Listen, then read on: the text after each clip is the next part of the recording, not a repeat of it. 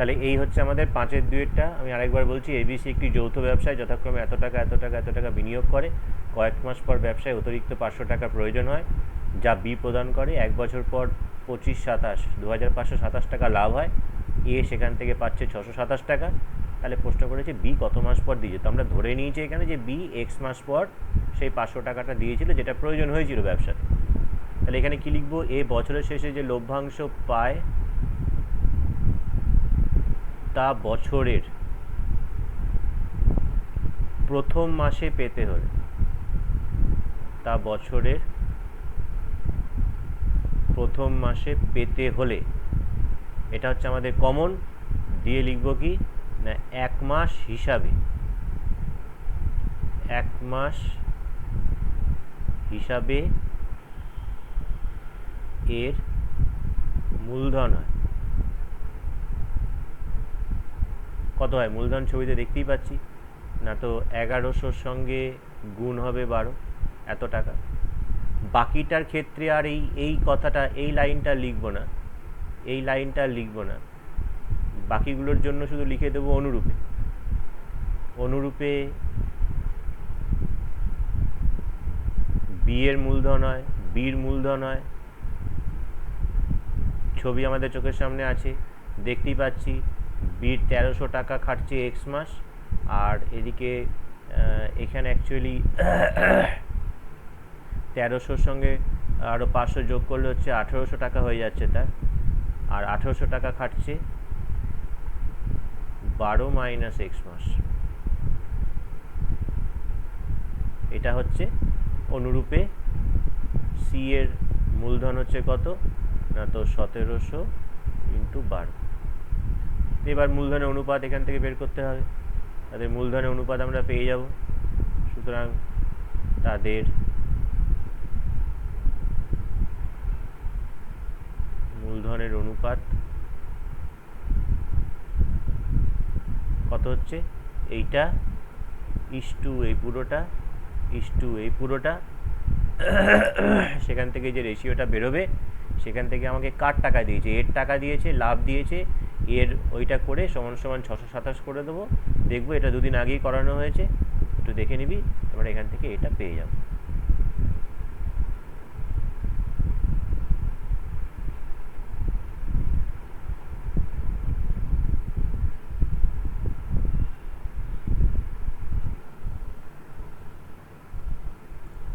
এটা আমি আর কমপ্লিট করলাম না, এটা হয়ে যাবে। রেশিওটা জাস্ট করে দিই। মূলধনের অনুপাত হচ্ছে আমাদের এখানে 1100 into 12 is to 1300x plus 1800 into 12 minus x is to 1700 গুণ 12। দুটো করে শূন্য সবার সঙ্গেই আছে, দেখতে পাচ্ছিস, দুটো করে শূন্য চলে যাবে। তাহলে 11 into 12 13x plus 18 into 12 minus x is to 17 into 12। আর এখান থেকে এইটা বাই এই সব কটা যোগফল করবি, দিয়ে 25-27 দিয়ে গুণ করবি, এটা চলে আসবে। তো এটা আমি আর করছি না, আমরা নেক্সট পেজে চলে যাচ্ছি, নেক্সট অঙ্কগুলোর ক্ষেত্রে।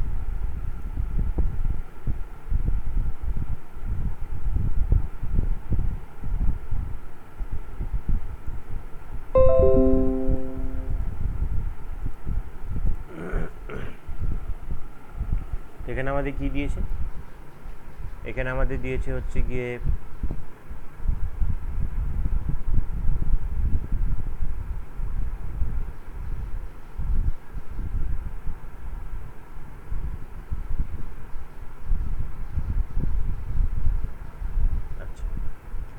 এখানে বলেছে সমাধান করো। খুব ইন্টারেস্টিং একটা সমাধান। ইন্টারেস্টিং এই কারণেই, x minus 3 into x minus 4 is equal two 34/33 square. তো দ্বিঘাত সমীকরণই, ডেফিনেটলি এটা দ্বিঘাত সমীকরণ, বাট দ্বিঘাত সমীকরণ হলে কি হবে, একটুখানি এই জায়গাটা দেখতেই পাচ্ছি একটু কেমন কেমন টাইপের দিয়েছে জিনিসটা। তো এই জাতীয় অঙ্কগুলো যখনই করবি তখনই সবসময় চেষ্টা করবি কি না এদেরকে ওই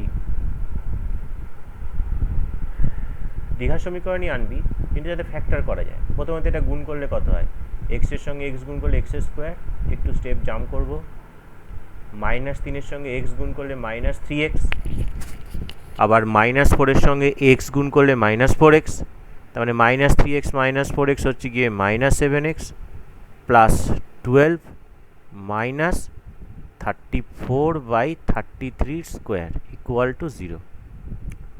তো এটা কী করা হচ্ছে, তারপরে এটা যেটা করা হচ্ছে সেটা হচ্ছে এক্স স্কোয়ার -7x, এইগুলোকে ধরবি না, এটা যেমন আছে থাক, 12টাও যেমন আছে থাক। 34কে আমরা যেটা লিখতে পারি সেটা হচ্ছে 33 + 1, নিচে হচ্ছে 33 স্কোয়ার। একটু এখানটা করে দিয়ে স্টেপটা জাম্প করে দিচ্ছি, 33 + 1/33 স্কোয়ার যদি সেপারেশন করে দিই বা পদ বিশ্লেষণ যদি করে দিই, তাহলে 33/33 স্কোয়ার প্লাস 1/33 স্কোয়ার।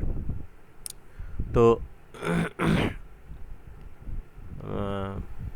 বা আরেকটা জিনিসও করা যায়, সেটা হচ্ছে এটা থাক, আমরা এইটাকে নিয়ে কাজ করছি, জাস্ট যেটা আমাদের এখানে এলো ভালো করে দেখ, 12 - 33 + 1/33 স্কোয়ার।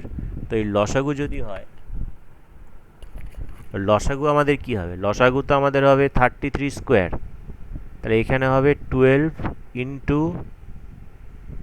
33 square -33 plus 1। 33গুলো অন্য কারণে লিখলাম, কারণ হচ্ছে একটাই, যে এই যে ওপরে যেটা দেখতে পাচ্ছিস এটাকে কিন্তু আমি একটা মিডিল টার্ম ফ্যাক্টরের আকারে ফেলবো। তো 12 সঙ্গে 1 গুণ করলে 12, যোগ করে আনতে হবে, না যোগ না, এখানটা মাইনাস হবে, কারণ এই মাইনাস দিয়ে গুণ হলে এখানটা মাইনাস হবে। তাহলে 12 × 12 বিয়োগ করে আনতে হবে, এখানে কিছু না থাকা মানে 1 আছে 30তে, 3 × 4 = 12, 4 থেকে 3 বিয়োগ করলে 1। তাহলে এই জিনিসটা লেখা হচ্ছে কত না 12 × 33 square -4 × 33 plus 3 × 33 -1 divided by 33 square. তাহলে ফার্স্টের যে দুটো আছে আমি ব্র্যাকেটগুলো দিয়ে দিচ্ছি, সুবিধা হবে। এই জিনিসটা আরেকবার একটু বলবেন, এটা কি করলেন? বলছি, এই ওপরের লাইনটার দিকে তাকা, এই এখানটা তুলে নিয়ে আবার মুছে দেবো পরে। 12 × 33 স্কোয়ার আছে, তো -33 আছে, 12 × 33 স্কোয়ার -33 -1, এই জিনিসটা আছে। তো 33কে যদি তুই মনে মনে যদি এ ভাবিস, তাহলে 12a স্কোয়ার -a -1, এই মিডল টার্ম ফ্যাক্টর কী করবো আমরা, এই মিডল টার্ম ফ্যাক্টর তো এরকমই করবো, 12a square -4a plus 3a -1, দেখ সেটাই লিখেছি এখানে, 12a square -4a plus 3a, মানে এ বলতে 33, তো তাই 4 × 33, 3 × 33 -1। এবার এই যে সবুজ দিয়ে যে ব্র্যাকেটটা দিয়ে দিয়েছি সেখান থেকে কমন নেব, যেমন মিডল টার্ম ফ্যাক্টরে যেমন কমন যায় আমাদের, এখান থেকে কমন যাচ্ছে কত, 4 × 33 কমন যাচ্ছে, মানে এখান থেকে কমন যাবে কত, 4a কমন যায়। ঠিক সেরকমভাবে তাহলে 4a কমন গেলে এখানে কত থাকে, 3a -1, তার মানে এখানে 4a কমন গেলে কত থাকবে, 3 × 33 -1। তাহলে এখান থেকেও আমার 3 × 33 -1ই পড়ে আছে দেখ, আর নিচে হচ্ছে আমাদের 33 স্কোয়ার।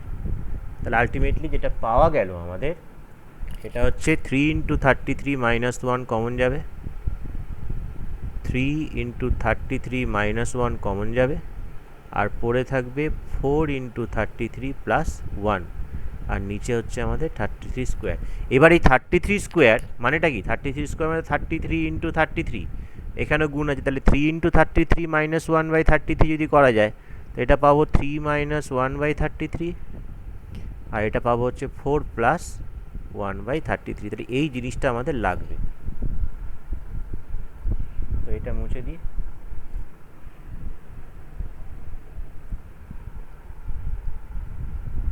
তাহলে আমাদের আলটিমেটলি যেটা হচ্ছে সেটা হচ্ছে এটা ইকুয়াল টু 0, এইখান থেকে এই যে ক্যালকুলেশনটা কিন্তু আমি এখানে করেছি, এই যে, তাহলে এইটাকে ক্যালকুলেশন করে আমরা লাস্ট লাইনে যেটা পেয়েছি সেটা লিখছি, x square minus 7x plus পেলাম হচ্ছে 3 মাইনাস 1/33 ইন্টু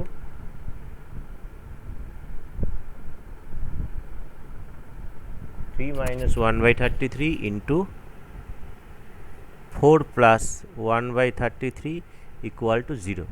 তাহলে এই হচ্ছে আমাদের সমীকরণ। এবার দেখ চেনা চেনা লাগছে, এটাও একটা দ্বিঘাত সমীকরণ, মিডল টার্ম ফ্যাক্টর একেও করব, আমাকে যোগ করে আনতে হবে 7, এক্স স্কোয়ারের সঙ্গে কিছু না থাকা মানে আছে 1, তার মানে 1-এর সঙ্গে গুণ হবে এই পুরোটা, তাকে ফ্যাক্টর করতে হবে, করে যোগ করে আনতে হবে 7। তো এই দুটোকে যোগ করলেই 7 চলে আসছে না আমাদের। তো এখানে যেটা লিখতে পারছি এবার, এক্স স্কোয়ার মাইনাস 7 যেটা আছে, 7টাকে লিখছি হচ্ছে এটা, যে 4 প্লাস 1/33 প্লাস 3 মাইনাস 1/33। দেখ এই সবুজ ব্র্যাকেটের ভেতরে যে দুটো আছে সেইগুলোকে লিখলে, যোগ করলে আমি নিশ্চয়ই 7 পেয়ে যাচ্ছি। সঙ্গে ছিল আমার এক্স, 7-এর সঙ্গে 7কে লিখেছি এইটা, সঙ্গে এক্স যেমন আছে আছে, প্লাস এ বাদবাকিটা যেমন থাকছে লিখে দিচ্ছি, 3 minus 1/33, 4 plus 1/33 is equal two 0। এবার আমার মিডল টার্ম ব্রেক, অর্থাৎ এটাকে আমরা কি করতে পারছি, এটাকে আমরা করতে পারছি x square minus 4 plus 1/33x minus 3 minus 1/33x plus 3 minus 1/33 into 4 plus 1/33 equal to 0। তাহলে এবার কি হচ্ছে, প্রথম দুটো থেকে কমন যাচ্ছে কত, আমার এখানে এক্স কমন যাচ্ছে, এক্স কমন গেলে আমার থাকে হচ্ছে এক্স মাইনাস, আপাতত ব্র্যাকেটেই লিখি এটা, 4 প্লাস 1/33 আমার সুবিধা হবে। আর এখান থেকে কমন যাচ্ছে কত আমার, 3 মাইনাস 1/33, তাহলে আমার থাকবে x minus 4 plus 1/33 equal to 0।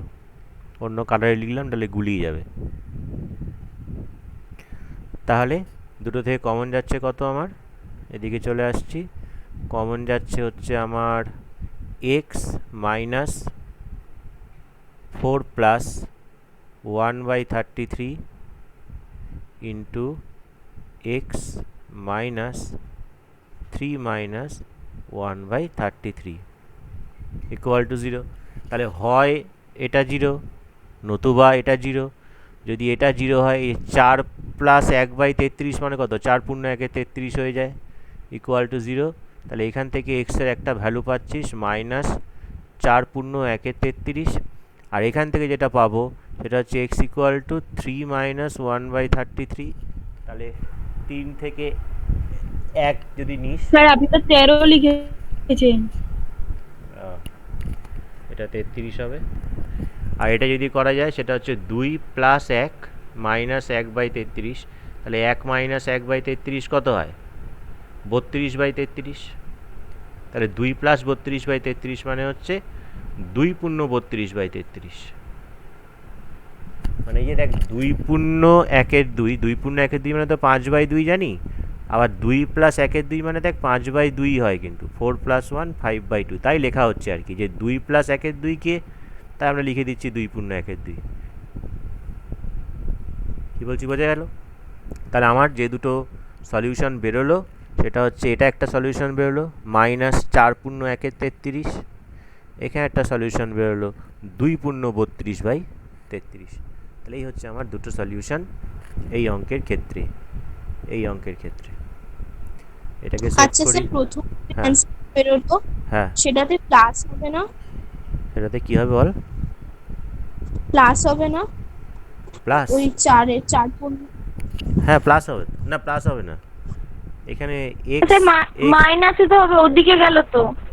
ও ঠিক ঠিক, ঠিক আছে। প্লাস।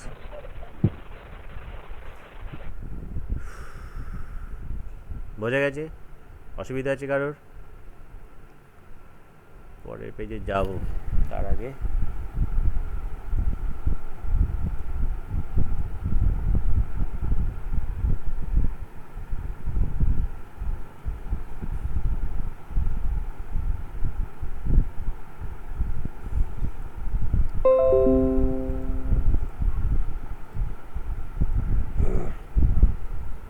তো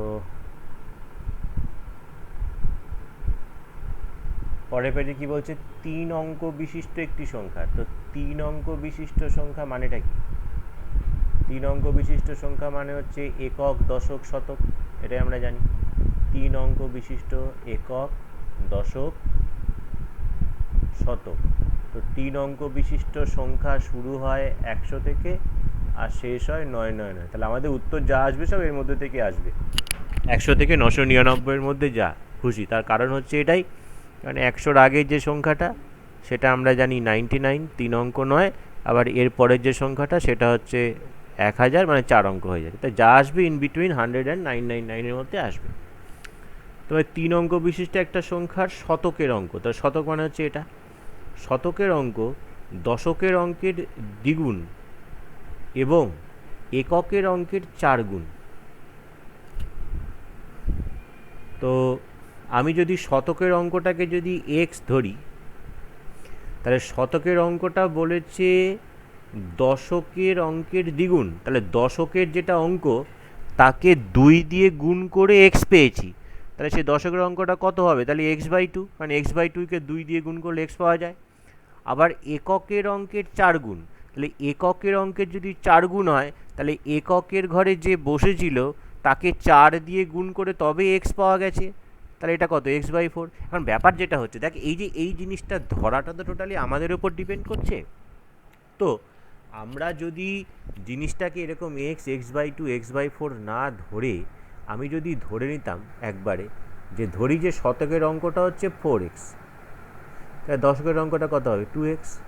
তাহলে এককের অঙ্ক কত হবে? x। তাহলে আমার ক্যালকুলেশন করতে সুবিধে। কেউ যদি এটা ধরে কোনো আপত্তি নেই, হবে।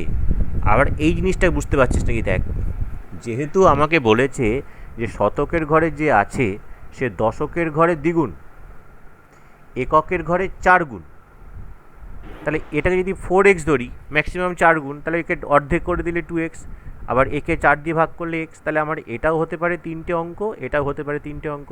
আর আমরা আরেকবার বলবেন এটা? আমি যদি ধর x দিয়ে যদি তোকে দেখালাম, প্রথমে তো আমি x দিয়ে দেখালাম, তো আমাকে অঙ্কটা কি বলছে, অঙ্কটা ভালো করে বুঝতে হবে। অঙ্কটা ভালো করে যেটা হবে সেটা বলছে একক, দশক, শতক। বলছে শতকের ঘরে যে আছে সে দশকের ঘরের দ্বিগুণ। তার মানে দশকের ঘরে কথার কথা ধরে নিলাম যে দশকের ঘরে যদি এ হয় তাহলে সেই রেসপেক্টে শতকের ঘরে কত হবে? 2a। আবার এককের ঘরে যদি আমি বি ধরি তাহলে সেই রেসপেক্টে শতকের ঘরে হবে 4b। তাহলে শতকের ঘরে 2a 4b দুটো নিয়ে তো কাজ করতে পারবি না। তার জন্য আমি শতকের ঘর থেকে ধরা শুরু করলাম। শতকের ঘরে প্রথমে ধরে নিয়েছিলাম x। তাহলে যেহেতু শতকের ঘরে যে অঙ্কটা থাকবে সেটা দশকের ঘরের অঙ্কের দ্বিগুণ, তাহলে উল্টো করে ভাবে যদি তাহলে অর্ধেক, তাহলে দশকের ঘরের অঙ্কটা x/2 হবে। আবার বলছে যে এককের ঘরে যে থাকবে শতকের ঘরের অঙ্কটা তার 4 গুণ, তাহলে যদি উল্টোভাবে ভাবি তাহলে 4 গুণ বলেছিল, তাহলে এদিক থেকে গেলে কী হবে? 4 দিয়ে ভাগ করতে হবে। তাহলে এখানে তো ফ্র্যাকশন থাকছে আমাদের x/2, x/4। তাই ফ্র্যাকশনটাকে না নেওয়ার জন্য আমি ধরে নিলাম 4x। তাহলে একে অর্ধেক করলে 2x, 4 দিয়ে ভাগ করলে x। তাহলে এই 3টে অঙ্ক আমাদের হয়ে গেল। দুটো দিয়েই হতে পারে, এটা দিয়েও হতে পারে, এটা দিয়েও হতে পারে, কোনো অসুবিধা নেই। আর কি বলেছে?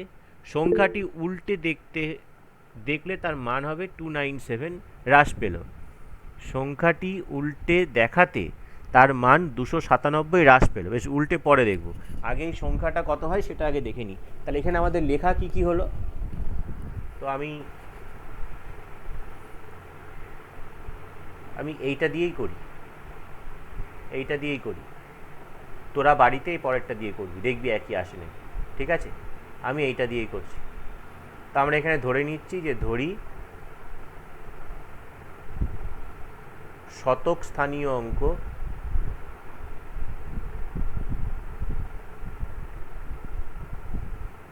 ধরি শতক স্থানীয় অঙ্ক এক্স। তাহলে সুতরাং দশক স্থানীয় অঙ্ক কত হবে? দশক স্থানীয় অঙ্ক হবে x/2। সুতরাং একক স্থানীয় অঙ্ক কত হবে? না হবে কি x/4। তাহলে আমি তিনটে অঙ্ক পেয়ে গেছি। তাহলে আমার সংখ্যাটা কি হবে?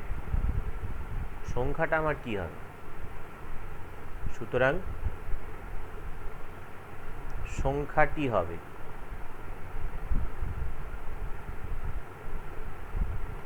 একক মানে কি জানি? একক মানে তো 1, দশক মানে 10, শতক মানে 100। তার মানে এই ঘরগুলোর নিচে যে বা যারা বসে আছে তাদেরকে সেটা দিয়ে গুণ করতে হয়। তাহলে এখানে শতকের ঘরে আছে এক্স, তার মানে এক্সের সঙ্গে গুণ হবে কত? 100। প্লাস দশকে কে বসে আছে? x/2, তার সঙ্গে গুণ হবে 10, প্লাস এককে কে বসে আছে? x/4, তার সঙ্গে কত গুণ হবে? 1। যা হয় তাই উত্তর। 100x plus 5x plus x/4, তার মানে 105, 4 দিয়ে গুণ করলে 420, x প্লাস x মানে 421x বাই 4। তাহলে সংখ্যাটা হয়ে যাচ্ছে এত। এবার বলছে সংখ্যাটাকে যদি উল্টে দেখা যায়, তো উল্টে দেখার অর্থটা কি? একক, দশক, শতক, শতকে এক্স, দশকে x/2, এককে x/4। তাহলে উল্টে দেখবো মানে হচ্ছে x/4 চলে আসবে এখানে, এর প্লেসমেন্টটা একই থাকবে, এ চলে আসবে এখানে। তাহলে সংখ্যাটা যদি উল্টে যায় মানে তার অঙ্কগুলোর যদি স্থান পরিবর্তন করে, কার স্থান পরিবর্তন করবে? একক আর শতক, দশক তো মিডিলে বসে আছে, তাহলে তুই যেভাবেই জানা কেন মাঝখানেই বসবে। তাহলে এদের মধ্যে যদি চেঞ্জ হয় তাহলে সেই ক্ষেত্রে আমার সংখ্যাটা কি হবে? তাহলে এবার লিখি, সংখ্যাটিকে উল্টে দেখলে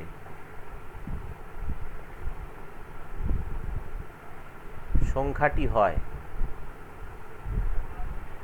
সংখ্যাটিকে যদি আমি উল্টে দেখি তাহলে সংখ্যাটা সেই ক্ষেত্রে কী হবে?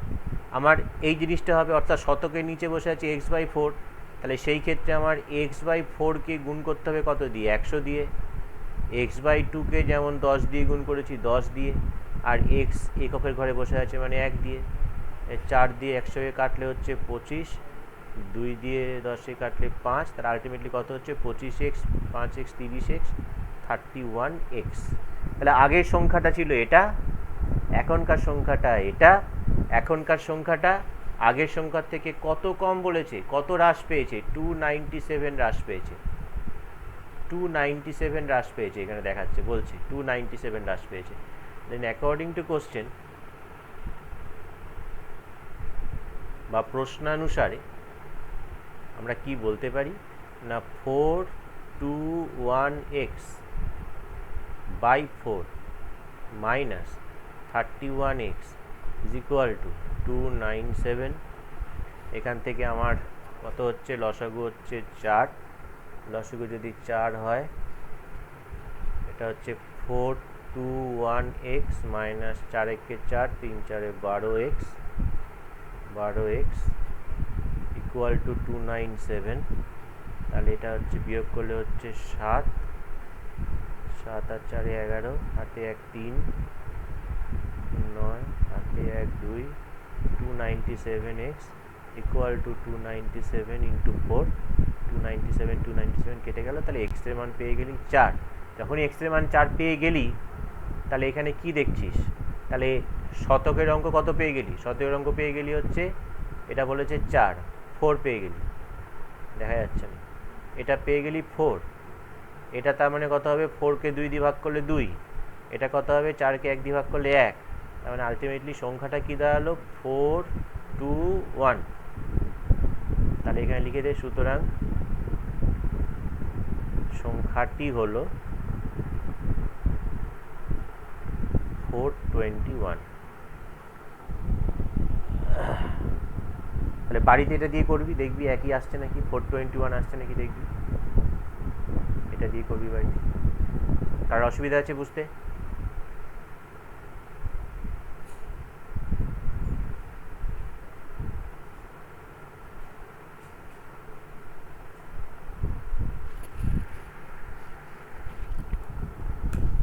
নেক্সট পেজে যাই।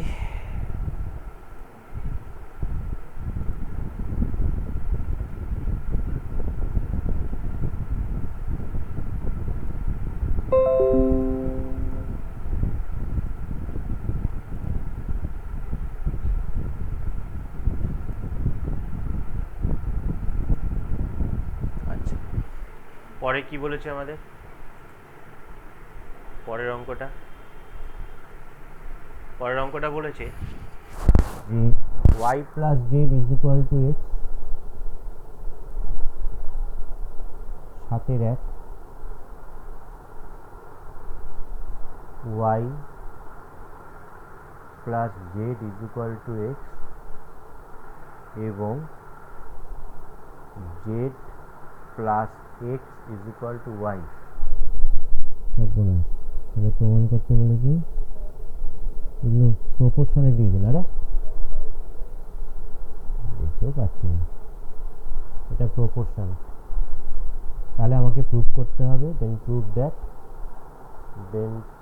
দ্যাট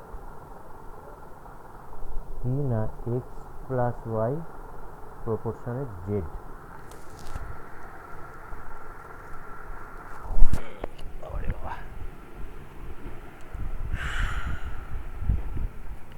তো আমাদের যেটা কাজ সেগুলো তো করি আগে, তারপর দেখা যাবে।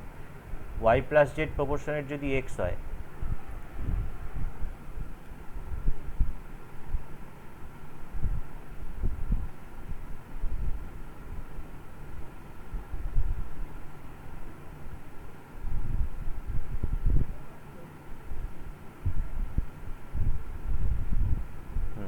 ঠিক আছে, প্রপোর্শনালিটি আছে। তাহলে ওয়াই প্লাস জেড প্রপোর্শনের যদি এক্স হয়, তাহলে সেখান থেকে আমরা কি লিখতে পারবো?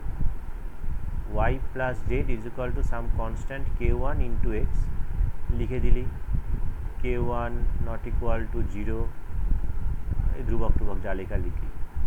এখান থেকে z plus x is equal to k two y, লিখে দিলি k two not equal to zero.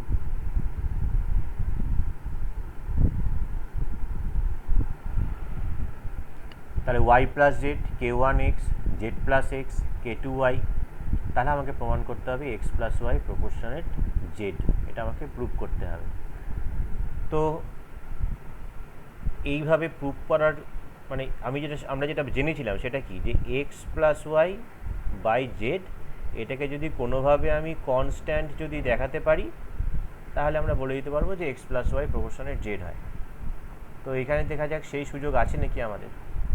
সেই সুযোগ আছে নাকি বলতে, এখান থেকে আমার এই দুটো জিনিস দেওয়া আছে, আমাকে জেডটাকে একদিকে নিয়ে যেতে হবে আর এক্স ওয়াইগুলোকে প্লাসের আকার একদিকে নিয়ে যেতে হবে।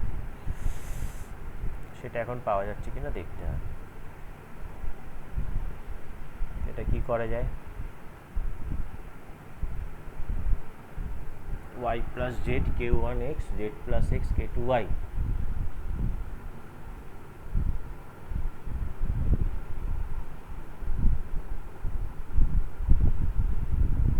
একটা কাজ তো করা যাক, এখানে y এর জায়গায় মানটা তো বসিয়ে তো দিই। এখানে y এর জায়গায় এই y এর ভ্যালুটা বসিয়ে দিচ্ছি। এই y এর ভ্যালুটা কত হচ্ছে? Z plus x by k two plus z is equal to k one x.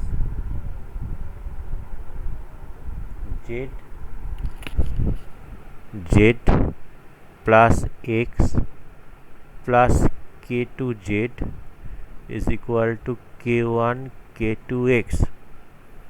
এক্সগুলোকে একদিকে নিয়ে যাই, জেড দুটো এদিকে আছে যেমন থাকার থাকলো, তাহলে জেড কমন নিলে ওয়ান প্লাস কে টু, আর এই এক্স যখন এদিকে যাচ্ছে মাইনাস এক্স হচ্ছে, তাহলে এক্স কমন নিলে কে one k two minus one. তাহলে জেড ইন্টু এইটা, এক্স ইন্টু এইটা এই হচ্ছে আমার গেল জেড আর এক্স এর মধ্যে একটা রিলেশন পেলাম। আচ্ছা, আর জেড আর এক্স এর মধ্যে রিলেশন পাচ্ছি। তো এখান থেকে একটা কাজ করি, আমরা রিপ্রেজেন্ট করেই দিই একবারে। তাহলে z is equal to k one k two minus one by one plus k two x is equal to, এটাকে ধরে নিলাম m into x. Z is equal to m into x, যেখানে যেখানে এম বলতে এইটা, এম বলতে এটা। তো ওইটা নিয়ে আমাদের খুব একটা চাপ নেই, তার কারণ হচ্ছে এখানে কে one k to constant, one যে বসে আছে সেও কনস্ট্যান্ট, তাহলে তাকে যেটা ধরেছি সেও কনস্ট্যান্ট হবে। এটা থাকলো, একটা রিলেশন থাকলো যে z is equal to m x. বেশ, এবার আমরা চলে আসি, এখানে আমি ওয়াইয়ের মানকে পুট করেছিলাম, এক্সের মানটাকে পুট করবো এইখানে। এখান থেকে আবার এক্স ইজ ইকুয়াল টু কত পাচ্ছি, এক্স ইকুয়াল টু পাচ্ছি y plus z by k one. তাহলে সুতরাং জেড প্লাস এক্সের জায়গায় বসাচ্ছি y plus z by k one is equal to k two y. তাহলে এখান থেকে পাওয়া যাচ্ছে k one z plus y plus z is equal to k one k two y. জেডটা যদি কমন নেওয়া যায়, এখানে থাকছে কে ওয়ান প্লাস ওয়ান, আর ওয়াই যদি কমন নিই তাহলে হবে k one k two minus one. এখানেও আমরা একটা কাজ করি, এখানে আমরা জেডকে রিপ্রেজেন্ট করেছিলাম, তো এখানে ওয়াইকে রিপ্রেজেন্ট করি। তাহলে ওয়াই ইজ ইকুয়াল টু হবে k one plus one by k one k two minus one into z. এই জিনিসটাকে আবার একটা অন্য কিছু ধরে নিই, যে y is equal to some n ধরা যাক, এন ইন্টু জেড, যেখানে এন বলতে কে বোঝাচ্ছে, এন বলতে সেটাও একটা constant k one plus one by k one k two minus one. তাহলে আমরা দেখলাম আপাতত এই দুটো জিনিস দিয়ে আমরা রিপ্রেজেন্ট করতে পেরেছি। একটা পেরেছি হচ্ছে জেড ইজ ইকুয়াল টু এইটা, আর ওয়াই ইজ ইকুয়াল টু আবার এটা। তাহলে এই যে ওয়াই ইজ ইকুয়াল টু এটা যে বসিয়েছি, তাহলে জেড মানে তো আবার এম এক্স, তাহলে এই জেডের জায়গায় আমি এম এক্স পুট করতে পারি। তাহলে y is equal to n m x. তার মানে আলটিমেটলি আমরা যেটা করলাম সেটা হচ্ছে ওয়াইকেও এক্স দিয়ে রিপ্রেজেন্ট করলাম, জেডকেও এক্স দিয়ে রিপ্রেজেন্ট করলাম। এবার এইখানে যেটা আসছে সেটা হচ্ছে এটা, যে এক্স, এক্স মানে কত, এক্স মানে এক্স, এক্স মানে এক্স, ওয়াই মানে কত, ওয়াই মানে এন এম এক্স, আর জেড মানে কত, জেড মানে এম এক্স। তাহলে ওপর থেকেও এক্স কমন যাচ্ছে, ওয়ান প্লাস এম এন, নিচে তো এম এক্স আছে। তাহলে বাকি যেটা পড়ে থাকলো এরা নিশ্চয়ই ধ্রুবক। তাহলে আমরা এখান থেকে বলতে পারি therefore x plus y proportionate z. কেন না, এক্স প্লাস ওয়াই বাই জেডকে আমি ধ্রুবক দেখিয়েছি, তাই x plus y proportionate z প্রমাণ হলো। বাড়ি ধরে দেখিস তো অঙ্কটা ছোটো করে হয় নাকি, একটু বড় বড় হয়ে গেল। মেঘের হয়েছে অঙ্কটা? হ্যাঁ স্যার। এই অঙ্কটা হয়েছে? না স্যার।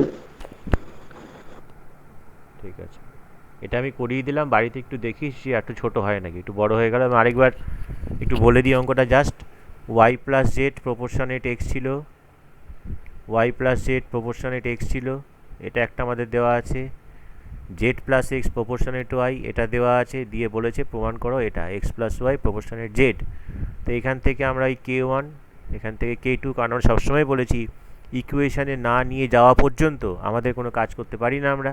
তো একবার এখানে যেটা রিপ্রেজেন্ট করা হলো এই দুটো থেকে, মানে ওয়াইটাকে এখান থেকে এলিমিনেট করলাম, তাহলে এক্স জেড থাকলো, এক্স জেডের মধ্যে সম্পর্ক বার করেছি এখানে একবার, আবার এক্সটা তুলে দিয়ে এখানে ওয়াই জেডের মধ্যে সম্পর্ক বার করেছি, দিয়ে সেই দুটো থেকে আবার সবকটাকে ইন টার্মস অফ এক্স দিয়ে রিপ্রেজেন্ট করলাম, তারপর এখানে বসালাম, যা বেরোলো সেটাই হচ্ছে উত্তর।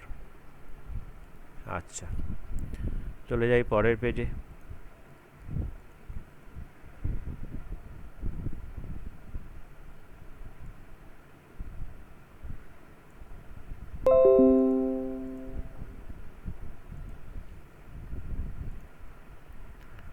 আচ্ছা, পরের পেজে কি বলছে? পরের পেজে বলছে যে x is equal to root three by two. এইখানটা একটুখানি ভালো অঙ্ক, এখানে একটা ভালো অঙ্ক বলতে একটু বর্গমূলের ব্যাপারটা একটু জেনে নে। এই যে ওয়ান প্লাস এক্স এর ভ্যালুটা আগে বার করছি আমরা। ওয়ান প্লাস এক্স এটাকে আমরা কী করে বার করব? না one plus root three by two, এটা হচ্ছে আমাদের ওয়ান প্লাস এক্স। তো লসাগু হচ্ছে দুই, এখানে হচ্ছে টু প্লাস রুট থ্রি। এবার আমার কি দেওয়া আছে? আমার দেওয়া আছে, দেখ যে আমার দেওয়া আছে রুট ওয়ান প্লাস এক্স, তাহলে এখানে আমাকে রুট থাকবে, এখানেও আমার রুট থাকবে। রুট মানে তো আমরা বর্গমূল, ব্যাপারটা তো এটা জানি। তো এই বর্গমূলটা করার জন্য আমরা যেটা নিচ্ছি সেটা হচ্ছে কি না ওপরে নিচে একটা করে দুই আমরা গুণ করে দিচ্ছি। তাহলে নিচে দুই ছিল, ওপরে একটা দুই গুণ হচ্ছে, তাহলে আমার ওপরে থাকছে কত? ওপরে আমার যেটা ছিল সেটা হচ্ছে টু প্লাস রুট থ্রি, আর নিচে আমার দুই ছিল, তাহলে ওপর নিচে একটা করে দুই আমি গুণ করে দিলাম। তাতে আমার লাভ কি হলো? লাভ হচ্ছে এটা যে নিচে দুই গুণ দুই, তার যখন বর্গমূল হচ্ছে তাহলে আমার নিচেরটা শুধু দুই হয়ে গেল, আর বর্গমূল লেখার প্রয়োজন নেই। আর ওপরেরটা কত হচ্ছে? চার প্লাস টু রুট থ্রি। এই ফোর প্লাস টু রুট থ্রিটাকে কী করে লেখা হচ্ছে ভালো করে দেখ। Four plus two root three, তো এটার বর্গমূল করতে হবে। এটা বর্গমূল যখন করতে হবে, বর্গমূল মানে কি? ধর আমি 25-এর বর্গমূল করতে পারি। কেন 25-এর বর্গমূল করতে পারি? কারণটা হচ্ছে এটাই না, আমরা 25-কে 5-এর বর্গ লিখতে পারি, আর 5-এর বর্গ লিখতে পারি বলেই 25-এর বর্গমূলকে আমরা 5 লিখি। তাহলে যদি কোনোভাবে ফোর প্লাস টু রুট থ্রিকে কোনো হোল স্কোয়ারের আকার যদি দেওয়া যায়, তাহলে তার রুট মানে শুধু স্কোয়ারটা চলে যাবে, তাহলে রুট থাকবে না। এটাকে কী লেখা হচ্ছে দেখ, 4কে আমরা লিখছি 3 প্লাস 1 লিখতেই পারি, 2 ইন্টু রুট থ্রি ইন্টু 1 আমরা করণী করেছি। তাহলে 3 যেটা আছে, 3টাকে আমরা রুট থ্রির হোল স্কোয়ার লিখতে পারি, 1কে আমরা 1-এর হোল স্কোয়ার লিখতে পারি, আর এখানে হচ্ছে আমার 2 রুট থ্রি ইন্টু 1।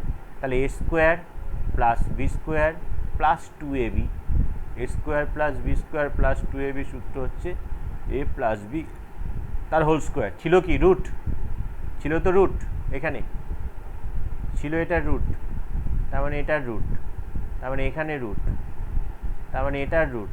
তাহলে আলটিমেটলি কত পাবো? এটা রুট থ্রি প্লাস 1 পাবো। এবার যদি আমার এখানে প্লাস না থেকে যদি মাইনাস থাকতো, তাহলে এখানে মাইনাস, মানে এখানে মাইনাস আছে একটা, রুট ওভার 1 মাইনাস এক্সও আছে, তাহলে সেই ক্ষেত্রে আমার এখানে মাইনাস হতো, সেই ক্ষেত্রে আমার এখানে মাইনাস হতো, সেই ক্ষেত্রে আমার এখানে মাইনাস হতো, তাহলে এখানে মাইনাস আসতো, এখানে মাইনাস আসতো, এখানে মাইনাস আসতো, এখানে মাইনাস, তার মানে এখানে মাইনাস। তার মানে বুঝতেই পারছিস যে রুট ওভার 1 প্লাস এক্স মানে হচ্ছে রুট থ্রি প্লাস 1, আর রুট ওভার 1 মাইনাস এক্স মানে হচ্ছে রুট থ্রি মাইনাস 1। এটা করে নিলে অঙ্কটা ছোট হয়ে যায়, আর কিছুই না, তার জন্য অঙ্কটা করে নিলাম। হয়তো নতুন জিনিস মনে হচ্ছে, তো বর্গমূলের ব্যাপারটাকে এরকমভাবে আমরা দেখলে অসুবিধে নেই। এখানে হচ্ছে আমাদের 1 plus x plus 1 minus x, নিচে 1 plus x minus 1 minus x. তো রুট ওভার 1 প্লাস এক্সের মান কত পেয়েছি আমরা? রুট ওভার 1 প্লাস এক্সের মান পেয়েছি হচ্ছে রুট থ্রি প্লাস 1, আর 1 মাইনাস এক্স কত পেয়েছি? Root three minus 1।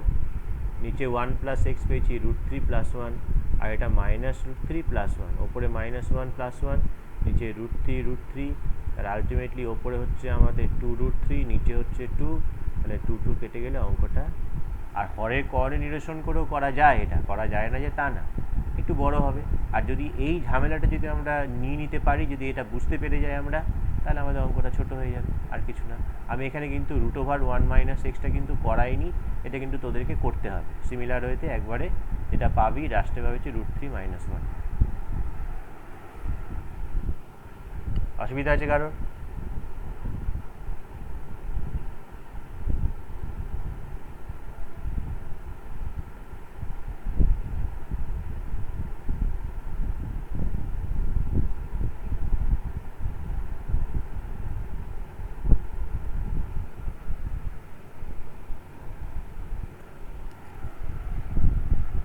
নেক্সট পেজে যাব।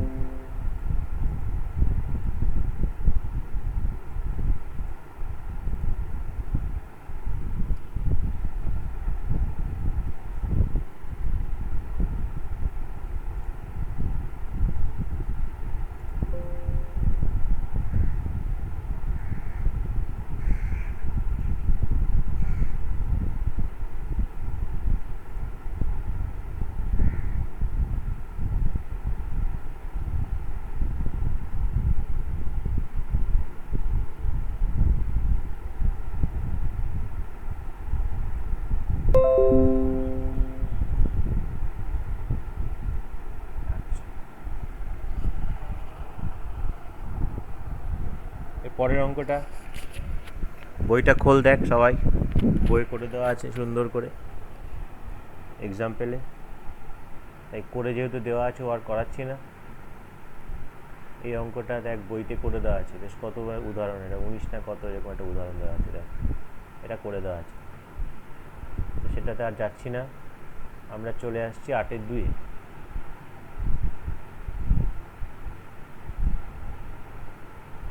আটের 2 কি দেওয়া আছে? দেওয়া আছে হচ্ছে গিয়ে x y z is equal to 1। তাহলে বলেছে প্রমাণ করো। কি প্রমাণ করবো আবার? ऐसा कुछ हुआ दीवानी। ये रे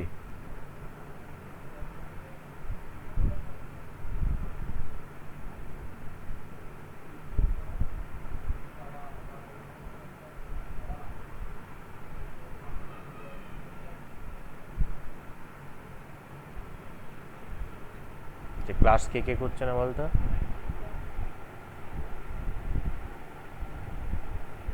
নম্রতাকে দেখতে পাচ্ছি,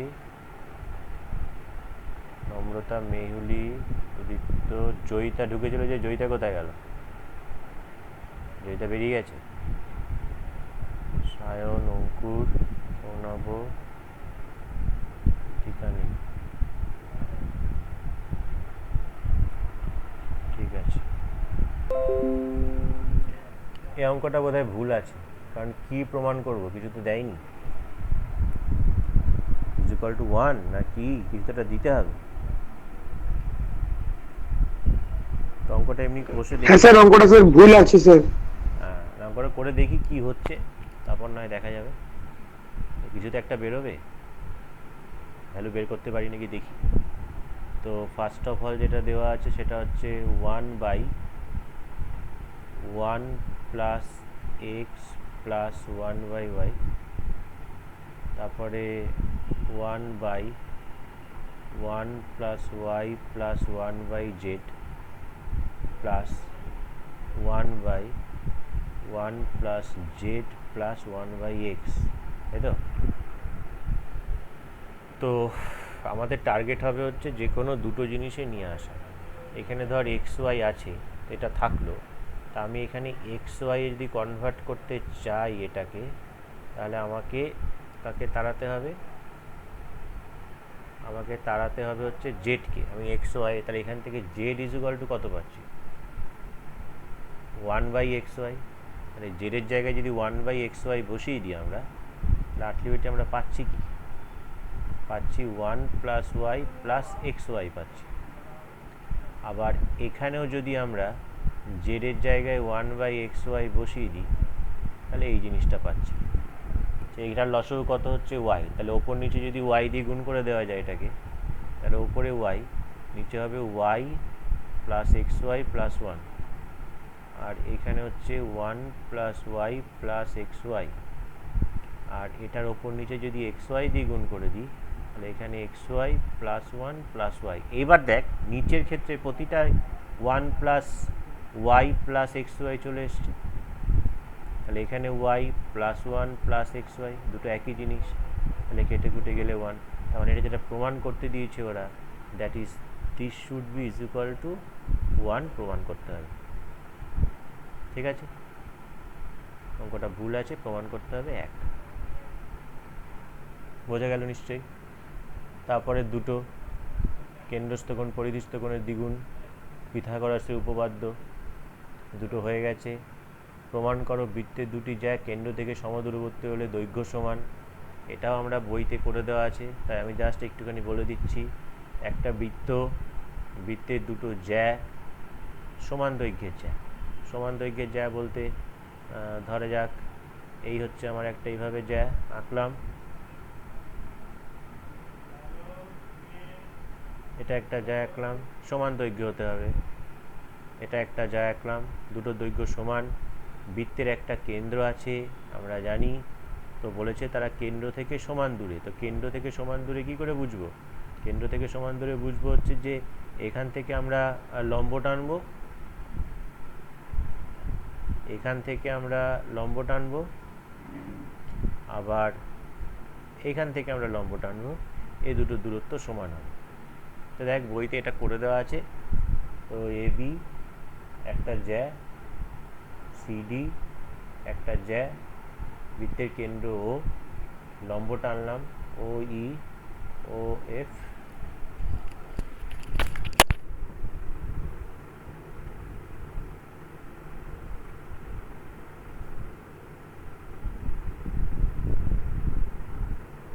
এক মিনিট চার্জের সুইচটা দিয়ে আসি।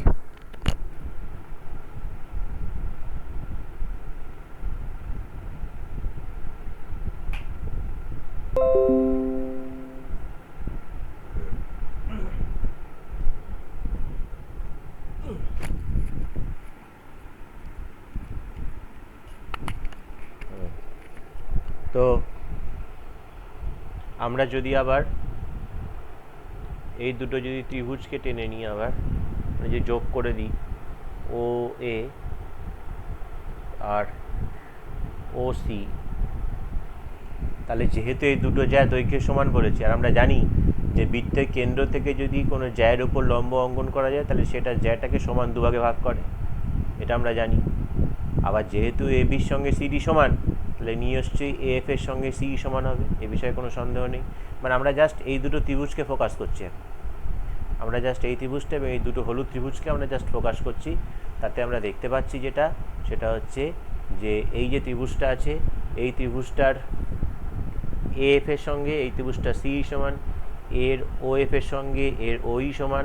আবার যেহেতু লম্ব টেনেইছি আমরা, তাহলে এটা 90 ডিগ্রি, 90 ডিগ্রি, তাহলে ত্রিভুজ দুটো সর্বসম। যখন এই ত্রিভুজ দুটো সর্বসম হয়ে যাচ্ছে, তাহলে আমরা বলতেই পারি যে ও এফ এর সঙ্গে ওই সমান। বল স্যার এই জায়গাটা একটু আরেকবার বলবেন? এইখানে প্রথমত হলুদ ত্রিভুজ দুটোর দিকে আমরা ফোকাস করছি, এই দুটো ত্রিভুজকে আমাকে সর্বসম দেখাতে হবে। তো এই দুটো ত্রিভুজের মধ্যে থেকে আমরা দেখতে পেলাম যে এএফ এর সঙ্গে সি সমান। এখন কেন বলছি এএফ এর সঙ্গে সি সমান? তার কারণ হচ্ছে এটাই, এ বির সঙ্গে তো সিডি সমান, এটা তোরা বলে দিয়েছে দুটো সমান দৈর্ঘ্যের জ্যা। তাহলে আমি যে এবি আর সিডি টেনেছি তারা তো সমান দৈর্ঘ্যে। স্যার সমান প্রমাণ করতে হবে না, কোথায়? ও সরি, আচ্ছা সরি, হ্যাঁ। তাহলে উল্টোটা করি, তাহলে ধরে যাক এবি আর সিডি দুটো যায়, তারা সমান নয় দৈর্ঘ্যে, এইটুকুনি আমরা বলে দিলাম। আর ও এফ এর সঙ্গে ওই সমান, এটা ওরা বলে দিয়েছে। তাহলে আমাকে হলুদ ত্রিভুজ দুটো সর্বসম দেখাবার জন্য আমরা বলতে পারছি এটা না, আমাদের হচ্ছে ও এফ এর সঙ্গে ওই সমান। কেন ও এফ এর সঙ্গে ওই সমান? কারণ বলে দিয়েছে সমদূরবর্তী, তার মানে ওই সঙ্গে ও এফ সমান। ও এর সঙ্গে ওসি সমান, কেন? একই বৃত্তের ব্যাসার্ধ, ও এটাও যে বৃত্তের ব্যাসার্ধ, ওসিটাও সেই বৃত্তের ব্যাসার্ধ। আর যে কোনো দূরত্ব টানতে গেলেই তো লম্ব টানতে হয়, তাহলে এই কোণটার সঙ্গে এই কোণটা 90 ডিগ্রি, তাহলে ত্রিভুজ দুটো সর্বসম হয়ে গেল। তাহলে এএফ এর সঙ্গে সি সমান, এএফ এর সঙ্গে যদি সি সমান হয়, এএফ এর সঙ্গে যদি সিই সমান হয়, তাহলে আমরা কি জানি? এটা লম্ব টেনেছি তো, তাহলে জ্যাকে তো সমান দুভাগে ভাগ করে, তাহলে এখানে 2 ইন্টু এফ যা হবে 2 ইন্টু সি তাই হবে। আর 2 ইন্টু এফ বলতে কাকে বোঝাচ্ছে? এবিকে বোঝাচ্ছে। আর 2 ইন্টু সি এফ বলতে কাকে বোঝাচ্ছে? সিডিকে বোঝাচ্ছে। মানে এটা যেমন দিল উল্টোটাও দেয়, যে জ্যাগুলো দৈর্ঘ্য সমান হলে তারা সমদূরবর্তী। এখানে সমদূরবর্তী হলে দৈর্ঘ্য সমান হয় বলে এমন বলেছে, তেমনি দৈর্ঘ্য সমান হলে সমদূরবর্তী হলে সেটা প্রমাণ করতে হবে। তাহলে একই রকমভাবে প্রমাণ করি, তখন শুধু এটা থাকবে না, এটা চলে আসবে তখন। ঠিক আছে, নেক্সট প্রমাণ করো দুটি সদৃশ ত্রিভুজের পরিসীমা ত্রিভুজের অনুরূপ বাহুগুলির সঙ্গে সমানুপাতিক। তো এটা তো এমনি জাস্ট এমনি ফেলে করে দিতে পারবি। দুটো সদৃশ ত্রিভুজ যদি নিস তোরা, দুটো সদৃশ ত্রিভুজ নিলি, ধর এই একটা ত্রিভুজ নিলি, এই একটা নিলি, সঙ্গে এটা নিলি, এই একটা ত্রিভুজ, আর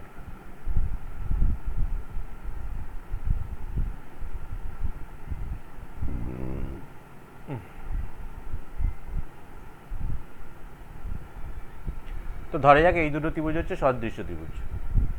ধরে যাক যে A B C D E F এই দুটো ত্রিভুজ সদৃশ। তাহলে সদৃশ মানেটা কি?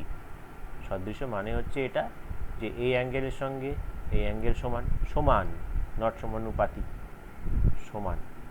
এই অ্যাঙ্গেলের সঙ্গে এই অ্যাঙ্গেল সমান, আর লাস্ট ওয়ান হচ্ছে এই অ্যাঙ্গেলের সঙ্গে এই অ্যাঙ্গেলটা সমান। তা আমাদের এই হচ্ছে দুটো ত্রিভুজ, দুটো ত্রিভুজ সদৃশ্য। আমাকে বলেছে কি প্রমাণ করো? পরিসীমা ত্রিভুজ দ্বয়ের অনুরূপ বাহুগুলির সঙ্গে সমানুপাতি হয়। তো আমরা যদি ধরে নিই যে এর পরিসীমা মানে কি এ বি প্লাস বিসি প্লাস ইএ, এর পরিসীমা মানে কি D plus EF plus DF. তো আমাদের সদৃশতার যে ক্রাইটেরিয়া, সদৃশ্যতার ক্রাইটেরিয়া কি? আমাদের সদৃশ্যতার ক্রাইটেরিয়াটা হচ্ছে যে আমরা জানি কি এ বির সঙ্গে ডির যদি দুটো ত্রিভুজ সদৃশ্য হয় তাহলে অনুরূপ বাহুগুলি সমানুপাতি হয়। বিসির সঙ্গে ইএফ আর এসির সঙ্গে ডিএফ এটা সমান হবে। এটাকে আমরা ধরে নিচ্ছি কে নট ইকুয়াল টু 0। তাহলে এখান থেকে A B is equal to পাচ্ছি কে ডি বিসি কে ইএফ এসি কে ডিএফ। তাহলে এগুলো আমরা পেলাম। তাই এদের পরিসীমা, এদের পরিসীমা কী হবে? এদের পরিসীমা তো হবে A B plus BC plus AC, আর ডান দিকে কে কমন নিলে এইটার পরিসীমা হবে D plus EF plus DF. তো এটার পরিসীমা ত্রিভুজটার, এটার পরিসীমা ত্রিভুজটার। তাহলে পরিসীমাগুলোর অনুপাত কত হচ্ছে? পরিসীমাগুলোর অনুপাত তো কে হচ্ছে। তো এদের প্রশ্ন যেটা করেছে আমাদের, কি প্রশ্ন করেছে? যে অনুরূপ বাহুগুলির সঙ্গে সমানুপাতিক ত্রিভুজটার পরিসীমা দ্বয়ের অনুরূপ বাহুগুলির সঙ্গে সমানুপাতিক। ধর এ বি আর ডি, তাহলে এদের এদের পরিসীমা অনুপাত কত পাচ্ছিস তুই? A B plus BC plus AC, এটা হচ্ছে বড় ত্রিভুজটা, অর্থাৎ এবিসি ত্রিভুজের পরিসীমা, by D plus EF plus DF, এটা ইজ ইকুয়াল টু তো কে পাচ্ছিস। আর তাদের বাহুগুলোর অনুরূপ বাহুগুলোর অনুপাত কত আছে? সেটা কেই ধরা হয়েছে, সমান হয়ে গেল। বোঝা গেল? অন্তবৃত্ত অঙ্কন করো, সবসময় ছাড়বি, তারপরেরটা করবি। বর্গক্ষেত্র অঙ্কন করো, ত্রিভুজের সমান ক্ষেত্রফল বিশিষ্ট। তো এই পেজটা সেভ করি আগে।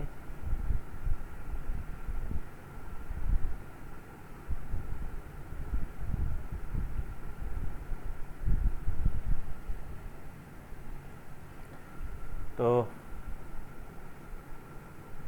অন্তবৃত্ত পরিবৃত্ত তো আমরা জানি।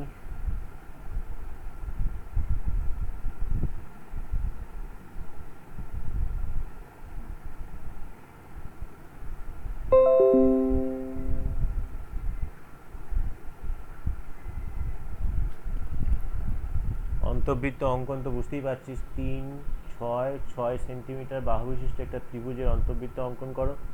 আগের দিন অন্তবৃত্ত বলেছিলাম যে ওই ত্রিভুজটা এঁকে নিয়ে যে কোনো দুটো কোণকে সমদ্বিখণ্ডিত করে তারা যেখানে মিট করছে সেখান থেকে যে কোনো একটা বাহুর উপর লম্ব টানতে হবে, সেই লম্বটা ধরে বৃত্ত আঁকতে হবে। তারপরে ব্যাসার্ধের দৈর্ঘ্য কত মেপে লেখো। তারপরটা বলছে এত সেন্টিমিটার ত্রিভুজ অঙ্কন করে সমান ক্ষেত্রফল বিশিষ্ট বর্গক্ষেত্র অঙ্কন করো। তো ত্রিভুজ অঙ্কন করে সমান ক্ষেত্রফল বিশিষ্ট বর্গক্ষেত্র অঙ্কন মোটামুটি ধর এরকমভাবে ভাবতেই পারিস যে আমার প্রথমত খাতার উপরে 5, 7, 10, এটা এঁকে নিলি খাতার ওপরে। এবার নিচে কি করতে হবে আমাদের, নিচে ওই একটা বড় টেনে নিলাম, তারপরে ওই এখান থেকে এটাকে পেন্সিল কম্পাসের সাহায্যে মেপে এখান থেকে কেটে নিলাম, তারপরে এটাকে পেন্সিল কম্পাসের সাহায্যে মেপে এখানে একটা এরকম একটা বৃত্তচাপ কেটে নিলাম, আর এটাকে মেপে নিয়ে এখান থেকে বসিয়ে কেটে দিলাম, দিয়ে আমরা যোগ করে দিলাম স্কেল দিয়ে যোগ করে দিলাম, ত্রিভুজ পেয়ে গেলাম। এবার বলেছি যে এই ত্রিভুজের সমান ক্ষেত্রফল বিশিষ্ট বর্গক্ষেত্র আঁকতে হবে আমার। এখন ত্রিভুজের সমান ক্ষেত্রফল বিশিষ্ট বর্গ আঁকতে গেলে প্রথমেই যেটা করতে হয় সেটা ত্রিভুজটার যেটা নিচের যে বাহু, সেই নিচের বাহুটাকে লম্ব সমদ্বিখণ্ডিত করতে হয়। তো এখানে আর লম্ব সমদ্বিখণ্ডিত আমি এমনিই করে দিলাম, মোটামুটি মাঝখানে দেখতে পাচ্ছি এটা, এই লম্ব সমদ্বিখণ্ডিত হয়ে গেল। এরপরে যেটা করতে হয় সেটা হচ্ছে এই বিন্দু দিয়ে এই নিচের বাহুটার একটা সমান্তরাল টানতে হয়। কী করে টানতে হয়, এই বাহুটা মেপে নিয়ে এখানে বসিয়ে একটা বৃত্তচাপ কাটলি, আর এখান থেকে এইটাকে মেপে নিয়ে এখানে বসিয়ে কেটে দিলি, যোগ করে দিলি, তাহলে হয়ে গেল সমান্তরাল। তারপরে জাস্ট এইখান থেকে যেহেতু বড় ক্ষেত্রে বলেছে এখান থেকে এইটুকুনি মাপ নিয়ে কেটে নিলি, দিয়ে এটাকে তুলে দিলি। এই যে এটা পেলি, এই যে ক্ষেত্রটা পেলি, এই হলুদটা হচ্ছে এই যে ত্রিভুজটা আছে গোলাপি প্লাস এইটা নিয়ে, এই নীলটা হচ্ছে কমন এরিয়া দুটোর, এই ব্লু আর হলুদ মিলিয়ে যে বড় ক্ষেত্র, আর এই পিঙ্ক আর এই ব্লু নিয়ে হচ্ছে ত্রিভুজটার সমান ক্ষেত্রফল বিশিষ্ট বড় ক্ষেত্র হয়ে যাবে। এটাই গেল আমাদের বড় স্যার ক্ষেত্র। প্রসেসটা আরেকবার একটু বলবেন? কোনটা? ওই প্রসেসটা একটু আরেকবার বলবেন? প্রথমে ত্রিভুজটা এঁকে নিলি, হ্যাঁ। ত্রিভুজটা আঁকার প্রসেস বলতে হবে কি? না না না, তারপর সমদ্বিখণ্ডিত করলাম। তারপরে নিচেরটাকে সমদ্বিখণ্ডিত করলি। এবার যেটা কাজ হুম। সেটা হচ্ছে এই ত্রিভুজের শীর্ষবিন্দু দিয়ে এটা সমান্তরাল আঁকা। এটাতেই অ্যাকচুয়ালি ভুলটা হয়। সেটা কি করতে হয়, যে এখানে বসাবি পেন্সিল কম্পাস, বসিয়ে এই পর্যন্ত মাপবি। যদি নাম যদি দিস এবিসি, তাহলে এবি বাহুকে মেপে নিলি পেন্সিল কম্পাসের সাহায্যে, এই বাহুটাকে মেপে নিলি, দিয়ে এই বিন্দুতে বসিয়ে এখানে টানলি, মানে এটা হচ্ছে এবি বাহু সমান করে এতটা, ভুল বললাম, বিসি বাহুকে মাপবি।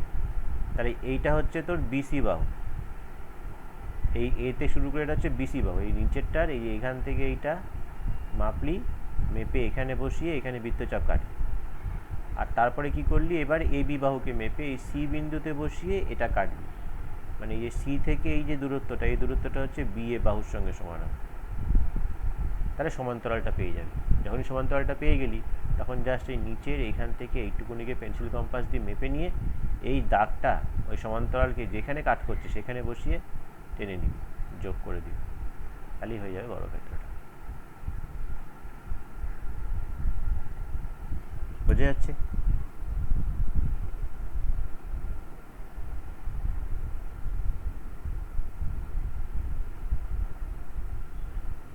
তারপরে নাম্বার 12টা এখানেই করিয়ে দিচ্ছি। ষষ্ঠিক পদ্ধতিতে 1 রেডিয়ানের মান নির্ণয় করো। তো আমরা যেটা জানি সেটা হচ্ছে পাই রেডিয়ান সমান সমান 180 ডিগ্রি। তাহলে 1 রেডিয়ান মানে কত হবে, 180 বাই পাই ডিগ্রি।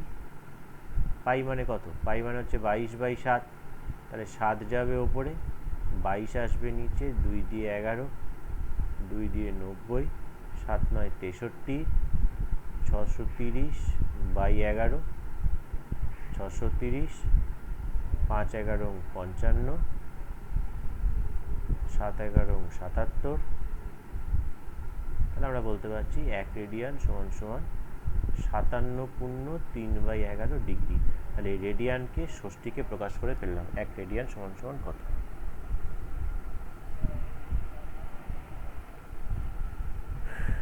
ঠিক আছে?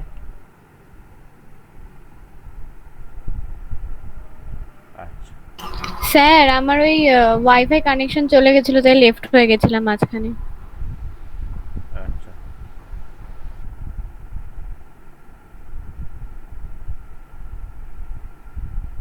ঋতিকা ক্লাস করছে না।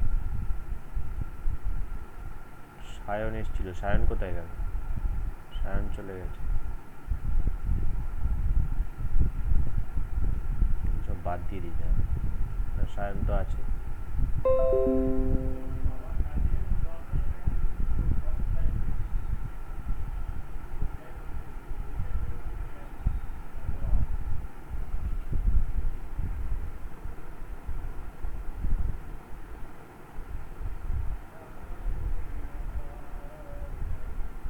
শুধু ঋতিকা ক্লাস করছে, ঠিক আছে, ওকে। এর পরের অঙ্কটা এখানে দেখা যাচ্ছে, যাচ্ছে না, তো একটা কাজ করা যাক, এই পেজটা সেভ করা যাক। এই পেজটা সেভ করে আমরা